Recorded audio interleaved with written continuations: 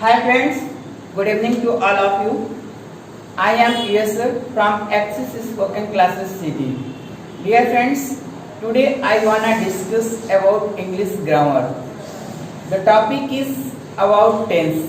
जो आज का टॉपिक है वह टेंस है।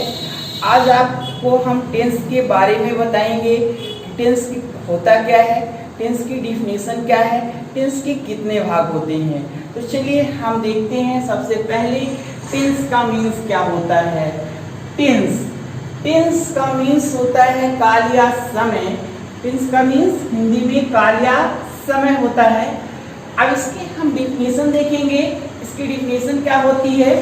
Tense is a form of the verb that shows the time of an action event or state. Tense क्रिया का फॉर्म होता है जो हमें टाइम की एक्शन के बारे में बताता है। हम उसका एक्शन को देख करके पता कर लेते हैं कि यह सेंटेंस किस टेंस में है। चलिए हम उसके भाग भी देखते हैं कि टेंस के कितने भाग होते हैं। हमने यहाँ पे आपको डिफिनेशन बताई।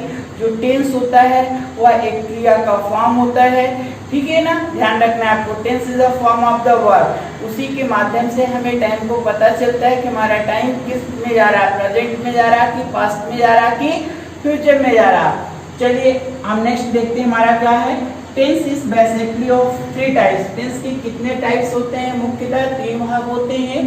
पहला है present tense, second past tense, third future tense. Present tense का हिंदी मीन्स होता है वर्तमान काल। और इसकी पहचान किससे करते हैं। जब सेंटेंस के लास्ट में है लगा हो तब हम समझ जाते हैं कि दिया हुआ सेंटेंस प्रेजेंट को शो कर रहा है। सेकंड है पास्ट टेंस, जिसका हिंदी अर्थ होता है भूतकाल। इसकी पहचान हम कैसे करेंगे कि हमारा सेंटेंस पास्ट टेंस में है। था, थे, थी। इसका मतलब यह जिन वाक्यों के लास्ट में था, थे, थी आदि शब्द आते हैं उसे पास्ट टेंस कहते हैं। Next future tense. Future tense का सामान्यतः अर्थ क्या होता है हिंदी में। भविष्यकाल। ऐसे सेंटेंसों की पहचान कैसे करते हैं। जिन हिंदी वाक्यों के अंत में गा, गे, गी आ जाए तो उसे हम फ्यूचर टेंस कहते हैं। तो डियर स्टूडेंट्स, अब हम देखेंगे नेक्स्ट प्रेजेंट टेंस के बारे में। तो पहला क्वेश्चन हमारा बनता है व्हाट इज प्रेजेंट टेंस। तो चलिए हम देखते हैं प्रेजेंट टेंस क्या होता है, इसकी डिफिनेशन क्या होती है, प्रेजेंट टेंस को हम कैसे पहचानेंगे। तो देखिए लिखा हुआ है आपके सामने बोर्ड में। Present tense is used to describe an action that is taking place at the moment of speaking with no connection to the past और फ्यूचर। प्रेजेंट टेंस का मतलब यह होता है कि प्रेजेंट टेंस ये डिस्क्राइब करता है, वर्णन करता है कि जो कार्य हम ऑन द स्पॉट कर रहे हैं दैट मोमेंट पे, वही हमारा प्रेजेंट टेंस कहलाता है।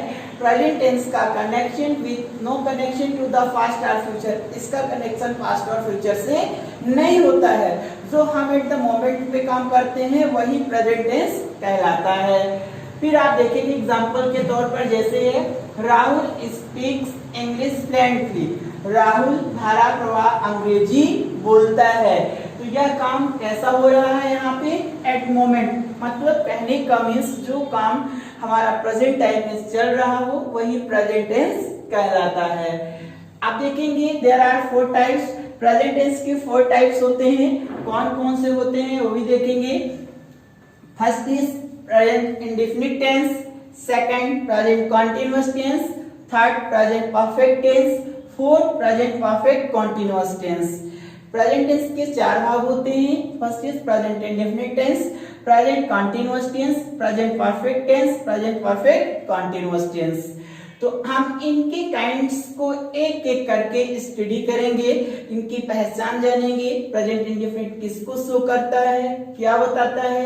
प्रेजेंट कंटीन्यूअस के बारे में पढ़ेंगे, फिर प्रेजेंट परफेक्ट के बारे में पढ़ेंगे, फिर प्रेजेंट परफेक्ट कंटीन्यूअस टेंस के बारे में पढ़ेंगे। सभी टेंसेस के बारे में हम एक एक करके पढ़ेंगे।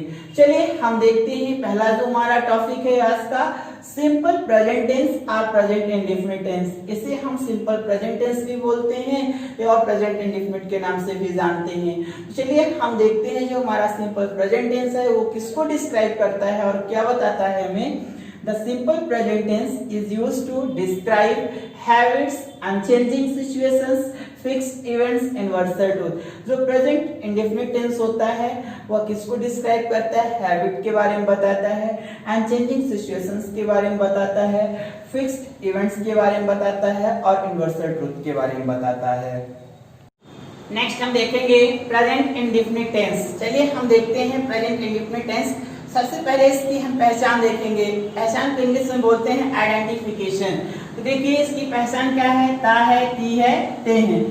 इसका मीन्स वह जिन हिंदी वाक्यों के अंत में ता है, ती है, ते हैं आदि शब्द लगे हुए पाए जाते हैं उसे प्रेजेंट इंडेफिनिट टेंस का वाक्य कहते हैं। तो हमने देखा कि प्रेजेंट इंडेफिनिट टेंस की पहचान क्या होती है, तो ता है, ती है, ते हैं। इसके बाद कुछ इसके रूल्स होते हैं। हम रूल्स यहाँ पे देखेंगे रूल कौन कौन से होते हैं।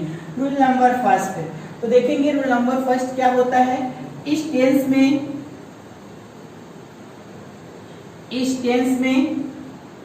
टू टाइप्स सब्जेक्ट का यूज करते हैं। इसमें हम दो प्रकार के सब्जेक्ट का यूज करते हैं। कौन कौन सा सब्जेक्ट होता है आप देखेंगे यहाँ पे, सिंगुलर एंड प्लूरल। सिंगुलर के अंतर्गत क्या आता है आप देखेंगे, ही, सी, इट, नेम। प्लूरल के अंतर्गत आता है आई, वी, यू, दे। ही का मीन्स होता है वह जो किसके लिए यूज किया जाता है, मेल, पुरुष के लिए। शी का मतलब भी वह होता है जो कि किसके लिए यूज किया जाता है, फीमेल यानी स्त्री के लिए। इट का मतलब यह किसके लिए यूज किया जाता है, लाइफलेस चीजों के लिए, निर्जीव वस्तुओं के लिए, लाइफलेस। और नेम में कोई भी नेम हो सकता है, बॉयज नेम और गर्ल्स नेम। आप प्लूरल में देखेंगे आई का मीन्स मैं, वी का मीन्स हम, यू का मतलब तुम, दे का मतलब वे। यू का मतलब तुम या आप भी होता है। आपको ध्यान रखना है कि आप शब्द के लिए भी हम यू को ही यूज करेंगे। तो ये हमारा हुआ दो तरह का सब्जेक्ट, सिंगुलर और प्लूरल। अब इसके आगे हम सेकेंड रूल देखेंगे। यहाँ पे सेकेंड रूल क्या होता है देखिएगा, जब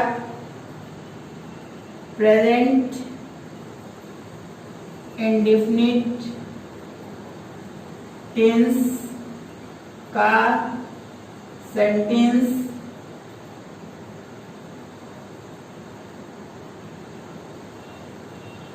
सिंगुलर सब्जेक्ट से स्टार्ट होता है तो वर्ब की फर्स्ट फॉर्म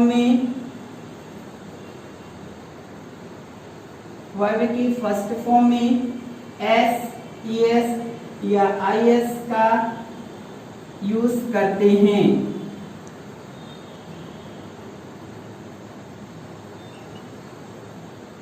और आपको ध्यान रखना है कि जब प्रेजेंट इंडेफिनिट टेंस का सेंटेंस प्लूरल सब्जेक्ट से स्टार्ट होता है तब उसमें हम एस, ईएस और आईएस का यूज नहीं करते हैं।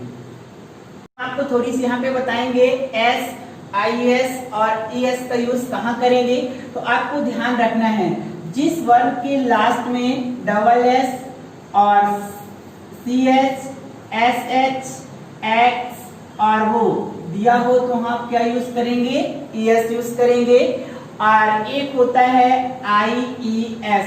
आपको ध्यान रखना है कि जिस वर्ड के लास्ट में क्या दिया हो, वाई, तो वाई को हम किस में चेंज करेंगे, आई में चेंज कर देते हैं और ईएस जोड़ देते हैं। तो वो कैसे, चलिए हम एग्जांपल के लिए हम दो वर्ड्स लेते हैं, प्ले और फ्लाई।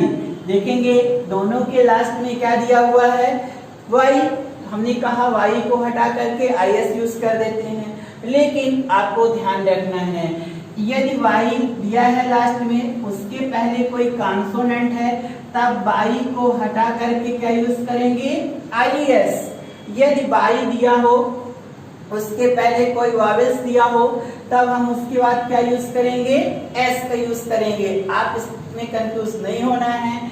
आपको ध्यान रखना है, मैं अपना रिवाइज कर दे रहा हूँ कि जब वर्ब के लास्ट में वाई दिया हो, वाई के पहले कोई कॉन्सोनेंट दिया हो, तब वाई को हटा करके आपको IES का यूज करना है। यदि वाई दिया है उसके पहले कोई वॉवेल्स दिया है तो आप S का यूज करेंगे, इस बात को ध्यान रखना है। चलिए हम आगे देखते हैं अब इसके स्ट्रक्चर्स। सबसे पहले देखेंगे सिंपल सेंटेंस के लिए क्या स्ट्रक्चर होता है, आपको ये भी ध्यान रखना है। सिंपल सेंटेंस में हमारा 2 स्ट्रक्चर बनेगा, ठीक है ना। चलिए पहले हम पास्ट सिंगुलर के लिए देखेंगे। पास्ट सिंगुलर के लिए स्ट्रक्चर बना है, देखिएगा। सब्जेक्ट प्लस वर्ब की फर्स्ट फॉर्म यस या ES plus object plus complement. Complement को अदर वर्ड भी बोलते हैं, आपको ध्यान रखना है। एग्जाम्पल देखेंगे यहाँ पे, वह रोज क्रिकेट खेलता है। देखिएगा सबसे पहले यहाँ पे सब्जेक्ट की क्या है, ही, क्योंकि यहाँ पे किसके लिए कहा जा रहा है, वॉइस के लिए, यानी मेल के लिए, पुरुष के लिए, इसलिए मैंने वह के लिए हमने क्या लिखा है यहाँ पर, ही। अब इसमें आपको वर्ब देखना है, मैंने आपको वर्ब पहचानने का तरीका पिछले वीडियो में बताया था, देख लीजिएगा वर्ब कैसे पहचानते हैं। देखिए ही के द्वारा काहे का कार्य किया जा रहा है, खेलने का। सेंटेंस के लास्ट में हमेशा मेन वर्ब पाई जाती है, खेलना। खेलना की स्पेलिंग क्या होती है, प्ले। और इसमें हमको एस या एस जोड़ना, क्या जुड़ेगा, जैसे मैंने आपको पर अभी बताया, इसमें क्या जुड़ेगा, एस। तो ही प्लेस क्या खेलता है, क्रिकेट, ठीक। क्रिकेट रोज, रोज के लिए क्या यूज कर लेंगे आप, डेली। ही प्लेस क्रिकेट डेली। अब एक एग्जांपल और देख लेते हैं यहीं पे हम, ठीक है। प्रिया खाना पकाती है। चलिए देखेंगे, प्रिया पकाना का मीन्स होता है कुक, क्या हो जाएगा, कुक्स, क्या पकाती है, भोजन। प्रिया कुक्स फूड। एक एग्जांपल और, राम स्कूल जाता है। देखिएगा इसमें सब्जेक्ट क्या है, राम। जाना का मीन्स होता है गो। अब इसमें ओ लास्ट में आया है, देखिएगा क्या मैंने बताया है, जब लास्ट में हो तो ES जोड़ देंगे। Ram goes to school, Ram कहाँ जाता है, स्कूल जाता है। ये आपका सिंगल के लिए हो गया। अब आपको इसी का प्लूरल का एग्जांपल देखना है, चलिए देखते हैं। प्लूरल के लिए एग्जांपल हम आपको बताएंगे, जस्ट पहले स्ट्रक्चर देखेंगे प्लूरल के लिए क्या होता है। चलिए देखते हैं प्लूरल के लिए एग्जांपल क्या होता है। फाकुल, सब्जेक्ट प्लस वर्ब की first form plus object plus complement. अब इसमें हम एस का यूज नहीं करेंगे। देखिए जैसे मैं स्कूल जाता हूँ, सब्जेक्ट यहाँ पे आई, जाना का मीन्स होता है गो, कहाँ जाता है, स्कूल, क्या हो जाएगा, टू स्कूल। आप ध्यान रखिएगा, एग्जाम्पल आप अपने घर पे बैठकर एक्सरसाइज करिएगा, ठीक है। कमेंट बॉक्स में पूछ लीजिएगा, जो भी आप सही बनेगा। चलिए अब इसके बाद हम देखेंगे निगेटिव का फार्मूला। तो डियर स्टूडेंट्स, आप स्ट्रक्चर देखेंगे यहाँ पे, सब्जेक्ट प्लस वर्ब की first, subject plus do upon dash plus not plus verb की first form plus object plus complement. आपको ध्यान रखना है कि निगेटिव में जब हम जाते हैं तो हेल्पिंग वर्ब डू और डस का उपयोग करते हैं। सिंगुलर सब्जेक्ट के साथ डस का यूज करेंगे और प्लूरल के साथ डू का यूज करेंगे। सिंगुलर सब्जेक्ट आपको पता है he she can name, plural subject I we you they. चलिए हम यहाँ पे एग्जांपल देखते हैं। हम अंग्रेजी नहीं बोलते हैं, क्या हो जाएगा, सब्जेक्ट यहाँ पे है वी डू नॉट बोलना क्या मीन्स होता है, स्पीक इंग्लिश, हम अंग्रेजी नहीं बोलते हैं। अब यहाँ पे देखना है कि डू नॉट क्यों लगा, क्योंकि हमारा सब्जेक्ट क्या है, प्लूरल सब्जेक्ट है, आई वी यू दे वी, इसलिए हमने क्या लगाया, डू नॉट। एक एग्जांपल और, वह पत्र नहीं लिखता है, he does not write a letter। अब यहाँ पे आपको देखना है कि डस नॉट क्यों आया, क्योंकि सब्जेक्ट हमारा कैसा था, सिंगुलर सब्जेक्ट था, इसलिए हमने क्या लगाया है, does not write a letter. अब एक फार्मूला और हम देखेंगे, सिर्फ देखिएगा, इसका एक फार्मूला होता है, अफर्मेटिव हो गया, नेगेटिव, और तीसरा होता है इंट्रोगेटिव। जस्ट आपको हम इंट्रोगेटिव का फार्मूला बताएंगे। चलिए देखेंगे इंट्रोगेटिव का फार्मूला क्या होता है। तो सबसे पहले किसी भी सेंटेंस का इंट्रोगेटिव बनाने के लिए हम क्या यूज करेंगे, do upon does plus subject plus verb की first form plus object plus complement plus question mark. आपको ध्यान रखना है, जिस टेंस का हम इंट्रोगेटिव सेंटेंस बनाएंगे उस टेंस की हेल्पिंग वर्ब सबसे पहले लिखेंगे। और ऐसे सेंटेंस की स्टार्टिंग क्या शब्द से होती है, जैसे देखिएगा, क्या राज स्कूल जाता है, क्या राज स्कूल जाता है। देखिएगा, डस राज गो टू स्कूल। अब इसी प्रकार से आप बहुत सारे एक्सरसाइज वर्ब का यूज करके बनाएंगे, जो नहीं बनता आपको हम अगली वीडियो में बताएंगे। और इसके अलावा भी इसका हम डबल इंट्रोगेटिव सेंटेंस बताएंगे, पर नेक्स्ट वीडियो में आपको हम बताएंगे।